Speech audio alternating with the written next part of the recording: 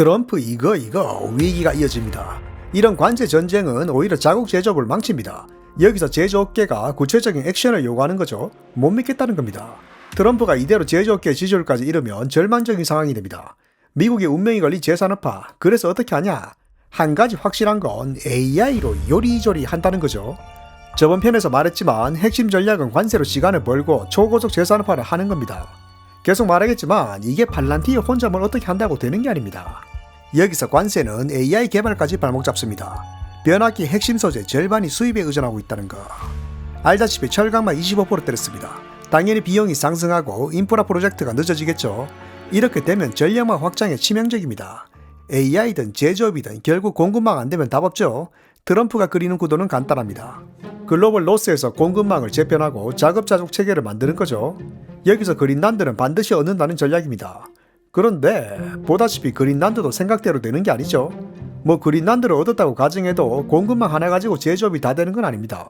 결국 중국의 제조업을 이기려면 중공업이 부활해야 된다는 거. 이 말은 러스트벨트부터 어떻게 해야죠? 이건 2년 안에 어떻게 되는 게 아닙니다. 문제가 한두 개가 아니죠. 이런 공장을 어떻게 무슨 수로 한다는 겁니까? 힘들 거라 보는 건 구조적인 문제 때문입니다. 여기서 제일 큰 문제는 바로 노동력 부족입니다. 많이 간과되는 부분인데 이건 제조업뿐만이 아니라 미국 전체의 문제입니다. 참고로 미국은 고용까지 금융 서비스에 다 몰려 있습니다. 반면에 제조업은 8%밖에 안 된다는 거. 다시 말하지만 산업 구조부터 심각하게 잘못된 거죠. 낙관적으로 볼 게 아닙니다. 이게 더 늘어도 모자랄 판에 해마다 줄어드는 거죠. 전망이 부정적인 건 인력 대비 효율성에서 중국을 이기는 게 불가능한 겁니다. 미국 제조업의 평균 연봉이 5만 달러인 반면에 중국은 1만 3천 달러입니다. 거의 5배 차이죠. 게다가 설비나 생산력까지 중국이 압도적인 겁니다. 미국은 인건비도 비싼데 물건도 못 만든다는 거. 그러니까 제조업이 낙후된 건 둘째치고 고비용 저효율의 악순환이 계속되는 거죠. 이게 그냥 돈 많이 준다고 되는 것도 아닙니다. 이유는 간단합니다. 같은 조건에 힘든 일을 할 이유가 없는 겁니다. 차라리 돈 좀 적게 받더라도 사무직 하는 게 낫다는 입장이죠. 진짜 문제는 제조업에 대한 인식입니다. 비전이 없어 보인다는 거죠. 돈 안 되고 힘들다는 편견도 있지만 원래 제조업은 개발도상국이 하는 거란 인식입니다. 외주나 용역 같은 개념으로 보는 겁니다. 경제학자들도 똑같습니다. 직접 만드는 것보다 맡기는 게 경제적이라는 말을 하는 거죠. 그러니까 미국은 모든 면에서 제조업 인력이 유입되기 힘든 구조란 거. 여기서 심각한 위기는 숙련공에 고령합니다. 참고로 미국 제조업의 평균 연령이 44세입니다. 날이 갈수록 생산성은 떨어지는 반면에 비용과 나이만 증가하는 거죠. 자, 여기서 의문이 있습니다. 이게 어떻게 AI로 요리조리 안 되냐는 거죠. 참고로 숙련공 문제는 팔란티어도 지적한 부분입니다. 숙련된 노동력은 미국 제조업의 병목 현상이다. 이 말은 숙련공 의존도가 문제란 거죠. 숙련공 그 자체를 AI로 대체할 수 있는 그런 게 아닙니다. 일단 왜 안 되는지 구조를 이해하셔야 됩니다. 제조업은 기본적으로 머리와 손을 동시에 쓰는 일이 많습니다. 우선 작업자는 설계도를 볼 줄 알아야 됩니다. 라인 작업하다가 컴퓨터로 CAD 보고 조정하고 설비 체크하고 환장합니다. 특수 장비도 골 때리죠. 이게 사람의 손으로만 조작이 가능합니다. 일 자체가 육체적으로 힘든데 여기에 손재주까지 필요한 거죠. 더 힘든 건 임기응변 능력입니다. 날씨가 많이 나쁘거나 기계가 고장나면 그냥 일 못하는 거죠. 여기서 치명적인 건 공급망 문제입니다. 원자재 관리도 어려운데 하나 모자라면 공정 전체가 꼬입니다. 언제 이런 예외 상황이 발생할지 모르는 게 문제죠. 그러니까 제조업은 항상 직관적인 문제 해결 능력이 요구됩니다. AI가 하기 어려운 것만 골라가면서 있는 게 제조업이죠. 육성은 또 어떻습니까? 아직까지 도제 방식으로 전수한다는 거. 장비 쓰는 법부터 관리까지 일일이 가르쳐야 됩니다. 일하면서 신입 가르치고 실컷 키우면 뭐합니까? 조금하다 그만두고 다른 데 가고. 여긴 체계가 생길 수 없는 구조입니다. 단순히 말하면 효율성이 심각하게 떨어지는 거죠. 여기서 병목 현상이란 말은 숙련공의 부담과 의존도가 너무 심한 겁니다. 이게 구조적으로 숙련공 양성이 거의 불가능하죠. 반면에 중국은 압도적인 인재풀을 가지고 있다는 거. 이게 단순히 노동력이 풍부하다는 게 아닙니다. 중국은 진짜 체계적이죠. 제조업과 대학교가 같은 지역에서 연계되고 안정적인 인재 수급이 되는 구조입니다. 광둥성, 장수성, 저장성의 산업 클러스터가 형성되고 이런 지역에 중국 최고의 이공계 대학이 붙어 있다는 거. 계획적으로 이런 생태계를 형성한 거죠. 20년에 걸쳐서 국가 주도적으로 설계된 겁니다. 이걸 어떻게 2년 만에 잡는다는 겁니까? 외국에 따로 네트워크를 가지고 있는 것도 아니죠. 알다시피 미국은 점점 고립돼가는 상태, 중국의 인재풀은 여기서 끝이 아닙니다. 아프리카, 동남아까지 직업기술 교육을 확장하고 있다는 거. 이건 단순한 육성 수준이 아니라 중국 중심의 산업 생태계를 확장하는 겁니다. 인재 육성이나 공급만 뿐만이 아니죠. 철도나 통신, 건설 같은 핵심 산업에 중국식 표준을 적용하고 있습니다. 영향력을 확대하는 동시에 인재수급까지 하는 거죠. 현지의 고급 인력까지 진중 성향으로 만드는 겁니다. 결과적으로 중국 제조업을 글로벌 표준으로 유도한다는 거. 다시 말하지만 이건 수십 년에 걸친 설계입니다. 여기 메이드 인 차이나 2025란 게 있습니다. 이게 10년 전부터 한 건데 전 세계 제조업을 장악하겠다는 국가주도 프로젝트입니다. 참고로 이건 1단계에 불과하다는 거. 중국 공산당 100주년에 맞추고 2049년까지 기획된 겁니다. 중국은 말 그대로 국가와 기업이 하나가 돼서 움직이는 거죠. 반면에 미국은 여전히 변한 게 없는 겁니다. 분석만 하고 가지적인 성과가 없는 거죠. 보수 언론이나 단체도 부정적인 입장입니다. 이제 와서 뭘 어떻게 따라잡겠단 말인지. 게다가 관세 전쟁 때문에 격차만 커지게 생겼습니다. 이거 깜깜한 암흑입니다. 자, 그런데 오히려 팔란티어는 자신감을 보이는 거죠. 예상치 못한 일을 보고 이길 것을 기대한다는 알렉스 카프. 카프가 이긴다고 한 건 기업 간의 경쟁이 아니라 미국이 이길 거란 말입니다. 이게 어떤 성과가 좋다는 의미도 있지만 거시적인 전황이 유리해지고 있다는 거. 일발 역전의 찬스가 있는 겁니다. 일단 중국의 경기 침체가 장기화될 가능성이 높아진 거죠. 부동산, 수출 감소, 내수 부진, 그냥 이건 경기 침체 종합 선물 세트입니다. 이게 좀 역설적인데 경기 침체의 이유 중 하나가 제조업 때문입니다. 여기서 치명적인 원인 중 하나가 바로 과잉 생산입니다. 생산 능력이 수요를 초과하고 재고 처리가 안 되는 거죠. 이게 수출로 만회해야 되는 건데 글로벌 경기가 악화되고 경쟁까지 심해지면서 가격도 떨어지는 겁니다. 자그마치 50만 개 산업 중에 30%가 그냥 적자인 상태. 만든 만큼 팔려야 현상 유지가 되는데 그게 안 되는 거죠. 유지 비용을 감당 못하는 겁니다. 이게 진짜 기가차 현상인데 마르크스가 지적한 자본주의의 위기를 그대로 답습한다는 거. 진짜 기가차죠. 공산당은 무슨 개뿔이. 이게 자본론에서 나온 공식 그대로입니다. 상품이 안 팔리면 공장 가동률이 떨어지고 투자 감소로 이어집니다. 이 과정에서 대규모 실업이 발생하고 경기 침체에 빠지는 거죠. 그리고 중국 내수가 힘든 원인 중 하나는 경제가 성장한 만큼 소비자도 까다로워지기 때문입니다. 기존의 대량 생산 중심의 제조업이 시장 요구를 못 따라가는 겁니다. 이제 중국 소비자도 무조건 싸다고 사주는 그런 레벨이 아니죠. 현대사회 생산 트렌드는 다품종 대량 생산입니다. 소비자의 수요를 반영하고 빠른 개선이 가능해야 된다는 거. 여기서 관건은 수요를 예측하고 맞춤 생산을 하는 겁니다. 그러니까 중국 제조업의 치명적인 문제는 수요 관리에 실패한 거죠. 단기 성장에만 집중하고 무작정 생산 구조만 확장한 겁니다. 알다시피 중국의 인재풀이나 생산 기술은 세계 최고 수준입니다. 옛날의 중국이 아니죠. 설비까지 최첨단입니다. 문제는 기술을 생산에만 썼다는 거. 바로 여기서 미국의 역전 찬스가 생기는 겁니다. 불확실성을 이기는 건 많이 만드는 게 아니라 효율적인 생산입니다. 이건 물리적인 설비가 아니라 소프트웨어에 달린 거죠. 여기서 카프가 자신 있는 이유도 소프트웨어 기술 때문입니다. 알다시피 팔란티어는 빅데이터로 수요 예측과 생산 최적화 이런 거만 20년 했다는 거. 여기서 팔란티어가 준비한 비장의 프로젝트가 바로 워프스피드입니다. 광속으로 재산업화를 하겠다는 의미죠. 트럼프의 골든타임이 끝나기 전에 재산업화의 성과가 나와야 됩니다. 여기서 팔란티어는 트럼프 취임 한 달 전에 워프스피드 파트너십을 발표합니다. 뒤에 말하겠지만 이게 기존의 파운드리 같은 단일 제품이 아닙니다. 완전 새로운 프로젝트입니다. 그래서 AI 기술로 뭘 어떻게 물리적인 재산업화를 하냐? 우선 메커니즘을 이해하셔야 됩니다. 이걸 아시려면 조금 더 넓은 관점에서 봐야 돼요. 여기서 워프스피드가 영감을 얻은 게 바로 테슬라입니다. 기가팩토리가 하나의 시스템으로 움직이는 걸 주목한 거죠. 테슬라 생산성의 비결 중 하나가 부품 생산부터 조립까지 병목을 최소화하는 겁니다. AI가 물리적 자원과 인력을 상황에 맞게 분배하고 불필요한 낭비를 억제합니다. 여기서 인력은 반드시 필요한 곳에만 투입되는 형태죠. 알다시피 테슬라는 통합 생산 라인입니다. 배터리 생산부터 차량 조립까지 모든 공정이 한 곳에서 처리되는 구조죠. 하나 예를 들면 모델 Y와 모델 3의 생산이 같은 라인에서 됩니다. 여기서 주문에 따라 색상 같은 세부적인 요구사항이 실시간으로 조정된다는 거. 일정이나 재고까지 실시간 모니터링이 됩니다. 이렇게 되면 작업도 유동적이죠. 특정 부품이 부족할 때 일정을 바꾸거나 인력을 재배치하고 우선순위를 바꾸는 게 가능합니다. 반면에 다른 회사는 모든 공정이 따로따로 노는 거죠. 이러면 서로 무슨 일을 하는지 확인도 어렵고 공정이 복잡한 만큼 관리 비용도 계속 느는 겁니다. 대표적인 문제가 라인 하나 멈추면 공정 전체가 꼬이는 겁니다. 당연히 중간 관리자가 많이 생기고 그만큼 인건비도 늘어나는 이치죠. 여기서 팔란티어가 주목한 진짜 문제는 공장의 구조입니다. 사실 숙련공 부족은 문제의 본질이 아닌 거죠. 다시 말하지만 메커니즘을 이해하셔야 됩니다. 우선 기존 공장의 동선을 보면 인간 작업자 위주의 구조입니다. 인간의 불규칙적인 패턴에 끼워 맞춘 동선이죠. 여기서 반복 작업을 하는 기계만 따로 모아두고 복잡한 건 사람이 수행합니다. 이렇게 되면 작업 구역이 공간적으로 분리되겠죠. 여기서 심각한 문제는 물리적인 관리가 어려운 건 둘째치고 데이터의 흐름이 끊기는 겁니다. 이건 결정적인 문제죠. AI 자동화가 되려면 모든 공정의 데이터가 일괄 수집돼야 됩니다. 그렇습니다. 이건 뭐 계산을 하고 말고가 아니라 그냥 뭐 설계부터 새로 해야 되는 겁니다. 여기 샴생크의 말에서 힌트가 나오죠.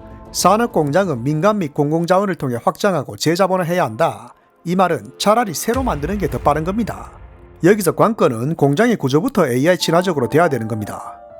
일단 데이터 중심의 설계가 돼야죠. IoT 센서가 공장 전체에 배치되고 모든 공정의 데이터가 상호작용해야 됩니다. 여기서 생산 라인은 모듈식이 되고 유연성을 확보해야죠. 설비가 레고 블록 같이 되는 형태입니다. 이런 게 되려면 레이아웃부터 로봇 중심이 돼야 됩니다. 그러니까 로봇 중심으로 동선을 짜야 된다는 거. 구불구불한 곳을 없애고 가능한 직선 플로우가 돼야죠. 참고로 테슬라 공장이 이런 구조입니다. 여기 보시면 구조가 처음부터 끝까지 직선으로 되어 있죠. 이런 구조가 로봇이 이동하기 편하고 공정 간의 데이터 수집이 원활하기 때문입니다. 여기서 문제가 즉시 파악되고 조립 라인의 변경, 품질 검사까지 실시간으로 처리됩니다. 그러니까 테슬라는 인간이 AI에 적응하고 최대한 변수 발생을 억제하는 환경이죠. 사실 AI 친화적으로 된 이유는 AI의 강점을 최대한 끌어내기 위해서입니다. 이런 구조를 총칭해서 소프트웨어 정의 생산 라인이라고 합니다. 말 그대로 소프트웨어가 설비를 제어하고 데이터 중심의 실시간 최적화를 하는 방식이죠. 가장 큰 특징은 기계와 인간 작업자를 분리하지 않는 겁니다. AI의 분석력과 인간의 직관력을 같이 이용하고 성과를 극대화하는 방식이죠. 여기서 테슬라가 이런 게 가능했던 이유는 소프트웨어 지향적 사고 덕분입니다. 개발자가 현장에서 바로 문제를 파악하고 AI로 계산하는 구조죠. 그러니까 팔란티어가 주목한 건 미국의 제조 능력 자체는 문제가 없다는 거. 이런 격차의 근본적인 원인은 비대칭적인 인력 분포란 겁니다. 기술보다는 환경에 달린 문제죠. 구조적으로 테슬라 같은 환경이 불가능하기 때문입니다. 이건 미국의 구조를 보시면 이해됩니다. 참고로 미국의 산업지역은 이렇게 분리되어 있습니다. 여기 테슬라 같은 기업이 있는 곳이 선벨트죠. 이 지역에 IT 산업이 집중되면서 금융 서비스업도 자연스럽게 커지게 됩니다. 그러니까 선벨트의 첨단 제조업이 발전한 이유는 산업 교류가 활발하고 개발자 수급이 됐기 때문입니다. 반면에 러스트벨트는 여전히 중공업 중심이죠. 알다시피 미국이 얼마나 넓은 나라입니까? 일단 물리적으로 인구의 이동이 어렵죠. 여기서 러스트벨트는 환경적으로 산업 교류가 어려워지고 경제의 다각화에 실패한 겁니다. 게다가 젊은 세대가 대거 이탈하고 IT 산업의 발전도 어려워진 거죠. 그러니까 소프트웨어 인재 유입이 차단되고 제조업 발전까지 정체된 겁니다. 다시 말하지만 이건 제조 능력의 문제가 아닙니다. 만약에 제조 능력 자체에 문제가 있다면 테슬라 같은 회사도 애초에 불가능했겠죠. 여기서 팔란티어는 이런 환경적인 한계부터 해결하는 겁니다. 팔란티어가 자신 있는 건 다 이유가 있습니다. 그건 바로 전방 배치 엔지니어입니다. 이게 뭐냐면 개발자가 고객의 현장에서 직접 문제를 파악하고 협업하는 구조를 만드는 겁니다. 단순하게 말하면 소프트웨어 최적화를 하는 거죠. 막상 현장 작업자는 어떤 게 소프트웨어로 해결될지 뭐가 불편한지 인식조차 없는 게 대부분입니다. 여기서 전방 배치 개발자가 이런 문제 인식부터 도와주는 거죠. 그리고 무조건 자동화를 하는 게 아니라 변수를 억제하는 환경을 구축하고 자연스럽게 작업자의 생산성을 올리는 거죠. 그러니까 AI가 일을 대신하는 게 아니라 사람만 할 수 있는 걸 더 잘하게 하는 구조를 만드는 겁니다. 참고로 팔란티어는 이것만 20년 동안 했다는 거. 지금까지의 경험으로 볼 때 6개월 안에 얼마든지 가능한 거죠. 하지만 트럼프 정권의 미션은 공장 한 개를 여차저차 하는 게 아니죠. 제조업 전체의 일괄적인 대공사가 돼야 됩니다. 다시 말하지만 워프 스피드는 바운더리를 보급한다는 게 아닙니다. 매번 개발자 보내고 문제 파악하고 바운더리 커스텀하고 이런 게 아니라 포맷을 만드는 거죠. 하나의 통합된 프로토콜이 있어야 된다는 거. 바로 이것이 워프 스피드 OS입니다. OS는 말 그대로 운영체계, 컴퓨터를 운영하는 통합 시스템이죠. 워프 스피드는 공장 전체를 하나의 컴퓨터로 보는 개념입니다. 그러니까 하나씩 계산하는 게 아니라 일괄 적용이 가능한 시스템을 만드는 거죠. 알다시피 바운더리는 고객의 상황과 수요에 맞추고 개별적인 최적화를 하는 서비스입니다. 바운더리로 전체 공정을 바꾸는 건 당연히 물리적인 한계가 있겠죠. 반면에 워프 스피드는 물리적인 환경부터 소프트웨어에 맞추는 겁니다. 단순하게 말하면 미국의 제조업 전체를 갈아엎고 새로운 표준을 만드는 거죠. 믿기 힘들 수 있겠지만 실제로 이걸 하고 있는 겁니다. 그렇습니다. 사실 워프 스피드 파트너십의 실체는 스마트 팩토리 표준화죠. 처음부터 소프트웨어에 맞춰서 물리적인 설계를 하고 프로토콜을 만들어가는 겁니다. 공장과 인력 전체를 소프트웨어에 최적화시키고 제조업 전체에 적용시키는 표준을 만드는 거죠. 그러니까 파트너십으로 그런 실험을 하고 있는 겁니다. 여기서 주목할 회사가 파나소닉 에너지입니다. 배터리 제품이 메인이고 첨단 기술과 숙련공이 동시에 필요한 제조업이죠. 파나소닉 에너지의 사례를 보면 사실상 공장 자체를 새로 만들었다는 거. 말을 보면 새로운 공장이라는 표현을 쓰죠. 그러니까 기존의 공장에 도입한 게 아니라 워프 스피드에 맞춰서 공장이 재설계된 겁니다. 이런 것도 얼마든지 스마트 팩토리가 되는 게 증명된 거죠.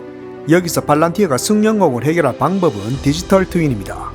신입자가 가상의 환경에서 조작과 공정을 학습하고 엣지 케이스를 훈련하는 방식이죠. 이게 생각보다 성과가 놀라운데 고등학생이 장인 수준의 운영법을 배운 겁니다. 여기서 주목할 건 수년간의 도제 방식이 6개월로 단축됐다는 거. 카프가 말한 예상보다 좋다는 게 이런 의미죠. 스마트 팩토리의 새 설계가 예상보다 효과적이고 AI 트레이닝까지 압도적인 겁니다. 전체적으로 볼 때 숙련공 부족과 육성, 생산 관리까지 일당백의 효율성으로 해결된 거죠. 임금 문제도 해결됩니다. 자연스럽게 중간 관리자가 사라지고 사람은 반드시 필요한 곳에만 투입되는 형태가 됩니다. 숙련공은 원래 잘하는 일, 해야 되는 일에 더 집중할 수 있겠죠. 이렇게 워프스피드의 사례가 확산되면 말 그대로 미국의 산업이 재부팅됩니다. 이건 단순히 개별적인 생산성만 올라간다는 의미가 아니죠. 미국의 제조업이 팔란티어 OS로 수직 통합되고 하나의 네트워크로 연결되는 겁니다. 모든 제조업의 데이터가 실시간 분석되겠죠. 그러니까 공급망이 실시간으로 연동되는 겁니다. 예를 들면 어떤 공장에서 특정 부품이 모자랄 땐 즉시 다른 공장에 대체 요청이 가는 겁니다.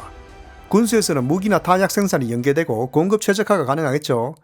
이제 모든 조각이 합쳐집니다. 원자재 생산이 장기화돼도 우선 중국 의존도를 획기적으로 낮출 수 있겠죠.